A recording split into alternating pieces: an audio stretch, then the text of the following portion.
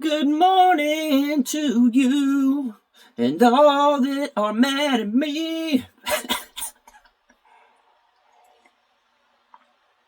With my work-life coffee. So good. Woke up at 5. I am trying to finish up this video right here. You guys will see it later on the Crockers. But I was going through comments and stuff, and I want this to be known that this is not a complaining video. It's not a rant video. It's just truly how I feel. And I've seen a few comments, and I figured, hey, it's my talking channel. I'll talk. Danielle's not here. I can talk about whatever I want. It's not bad or anything.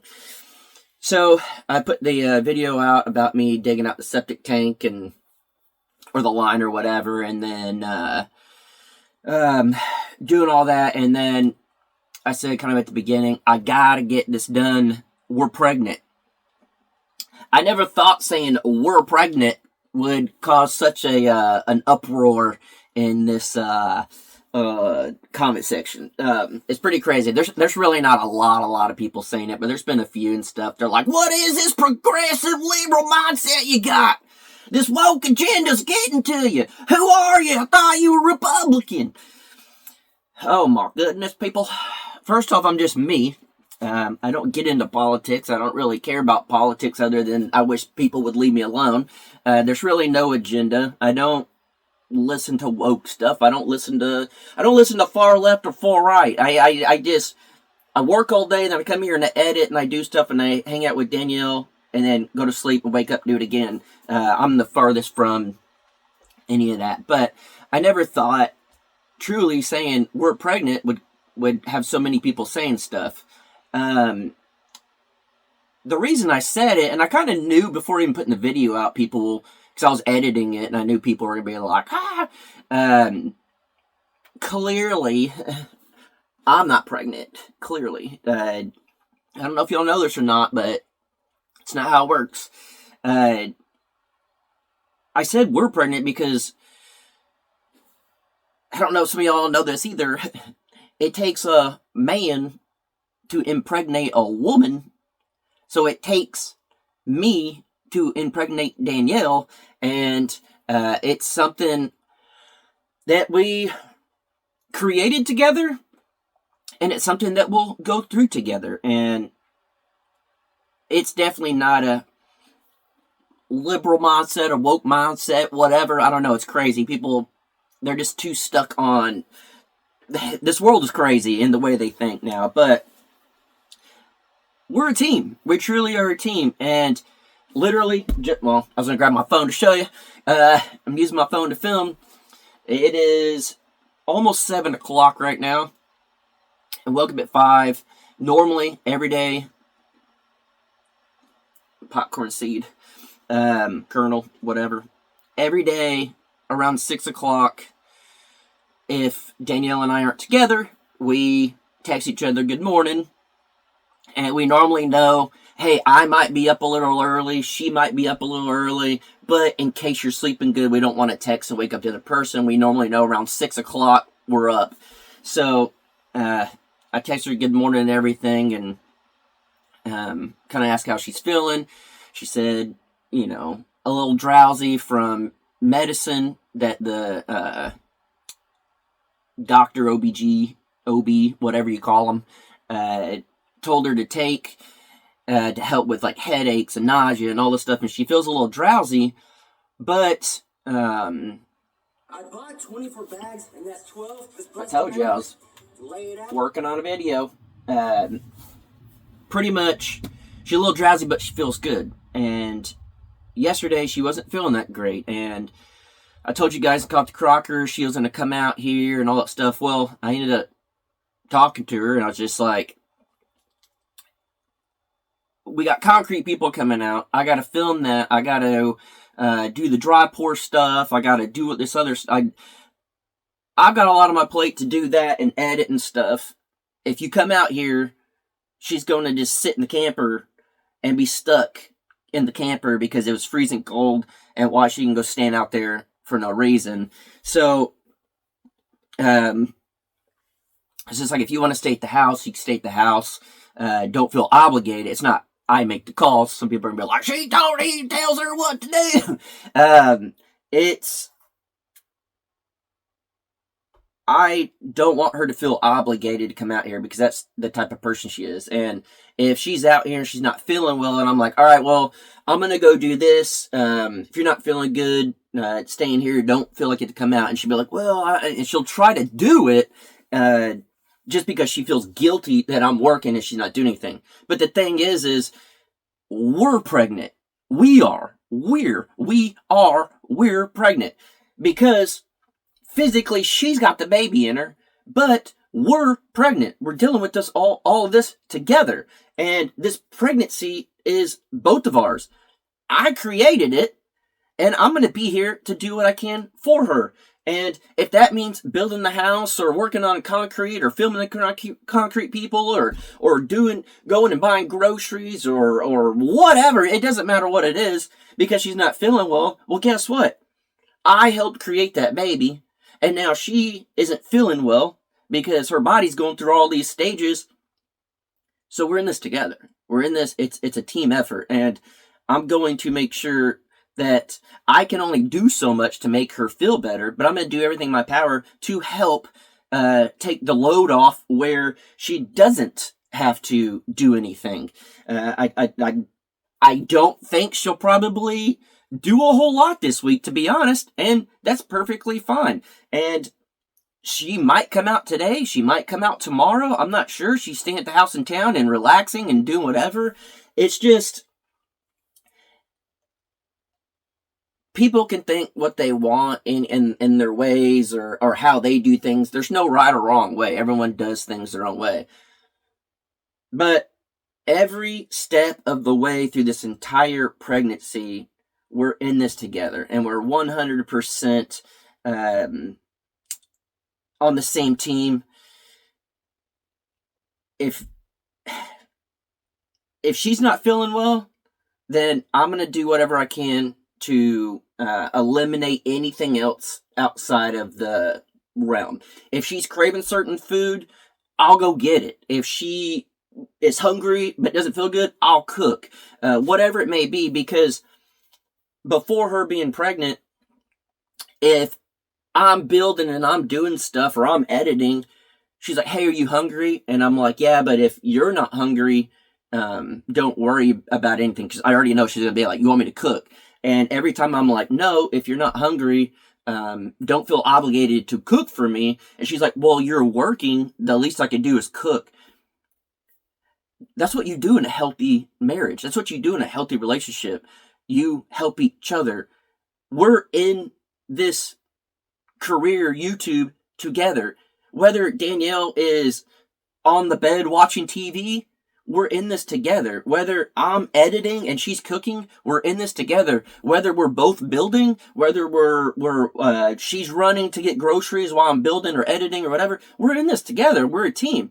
And it doesn't matter if we're doing YouTube, we're doing it together. If we're pregnant, we're doing it together. If we're building, we're doing it together. And I think that's like the craziest thing to me, that a lot of people aren't like that. And a lot of people are at each other's throats, and I get it. We're still newly married. We're still newer in our relationship and all that stuff. It's been years, but in the grand scheme of things, we haven't been together for 40 years or whatever. But I say this all the time.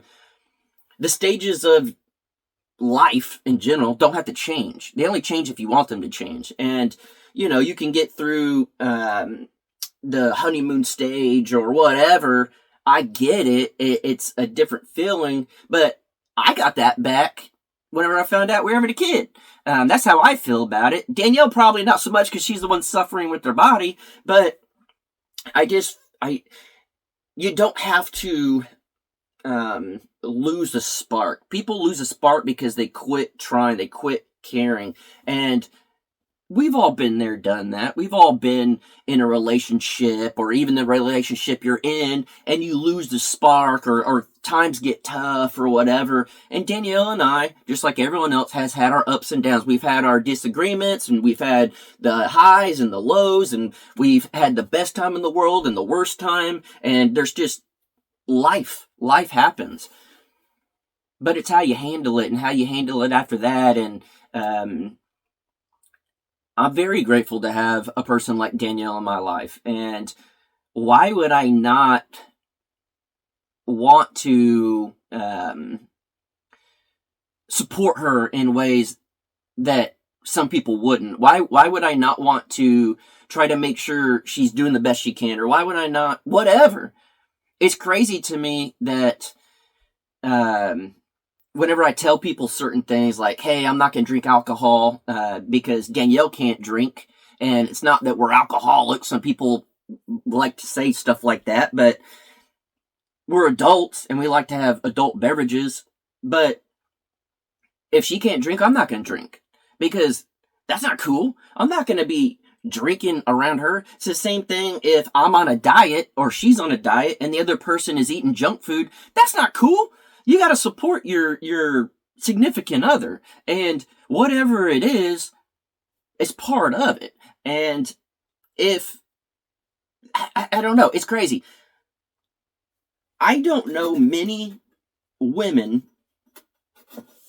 I know there are some, but I don't know many women that would leave such, I don't want to say easy because that sounds bad or degrading or whatever, but Danielle worked a job, she had a house, and she would work and then come home and just relax, and then work, save up money, go on vacations, and lived in town, all the conveniences, everything. And she sacrificed all that so we can live in a camper almost full time. For a long time, we didn't have power.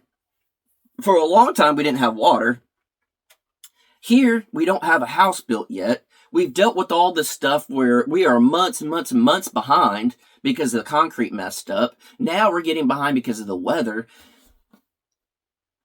We don't take as many vacations anymore. It's not as comfortable anymore. It's not as chill of a life anymore. This lifestyle is hard. It's difficult. Not a lot of people make it through it. And if she's willing to sacrifice and do all that stuff because we do it together, why would I not do that whenever we're pregnant? She's the one carrying the baby. I'm the one that created it. She's the one that's carrying it. We did this together. We're going to go through it together, and we're going to go through the ups and downs of it together. And again, on days that she's not feeling well, I'll pick up the slack, if you want to call it that. I will do all of it. Because I know on other days, whenever I felt bogged down in doing stuff before she was pregnant, she did a lot of stuff behind the scenes that no one even knows that kept me going through this without having a mental breakdown. So the least I could do is be there every step of the way and do this as a team. And whenever I say we're pregnant, we're pregnant. We're a team. We do this. I don't know how else to tell you guys how I feel about it, but I know there's a lot of deadbeat dads out there. I know there's a lot of deadbeat moms too, really, if you think about it. There's a lot of bad parenting. There's a lot of fake parenting, I guess, if you want to call it. A lot of people that I've known in real life that are terrible parents, but on social media, it makes it look like they're great parents. And it's crazy to me. It's absolutely crazy. And this has been for years and years and years that I've seen this. I mean, firsthand, I've been around people that just neglect their kids and then get on Facebook and post a picture and be like, oh, take my baby shopping for whatever they want. And it's like, no, you don't. Like, this is the first time you've done something for them. Or like, dads will do that or whatever, I don't want that. I don't want, I want to be able to raise our kid, and that kid knows that him, her, whatever, we don't know the gender, that their parents love each other, and their parents sacrifice for each other, and their parents I hope I'm not saying there as in twins. Don't get me wrong. Some people are going to start saying, he said there, they got twins. No, I hope not. I want our kid to be able to look back and see a good, I can't think right now, it's too early. I don't know, I can't think of the right words. I just want our kid to see what life can be like, because we live in such a crazy society where it's just mind blowing. It's crazy. It blows my mind that we're even bringing a kid into all this. But like I've said before, maybe we can raise a new generation of hardworking kids, of honest kids, of kids that aren't raised just on a phone, kids that aren't raised just by technology. There's a lot of things too that I see parents and whatever, do what you want. It's just, this is how I want to raise my kid. I don't want my kid yelling and knowing that they're going to get an iPad and I'm going to give him my iPad just to shut him up. No. We've hung out with people where we'll be hanging at a bar and their kid's just running around the bar. They don't even know where the kid is. Heck no. Heck no. I would not be like that. You're not going to, I don't want to just slide an iPad to a kid because they're complaining and I don't want to deal with it. No. Sit down, talk to your kid, and let them realize what needs to be done. Hey, we're in public. It was very known to us as kids, when we were in public, you better act good. You could be wild and crazy at home and have fun and play, but when we're at Walmart and my mom's pushing that buggy, guess what? One hand is always on the buggy. My mom made us walk next to the buggy with one hand on the buggy. You can't go run around. You can't be crazy. You can't be screaming. Nothing. You put your hand on the buggy and you walk around. It's not that she was being strict. It's you're teaching your kids how to be polite. And yeah, I could be an a-hole sometimes, but I'm an adult now. But I was probably one of the best kids you could probably ask for. We were all at home. We were crazy and fighting and whatnot, but we were actually very, very good kids as far as going to school and being in public and everything, and church and all of that.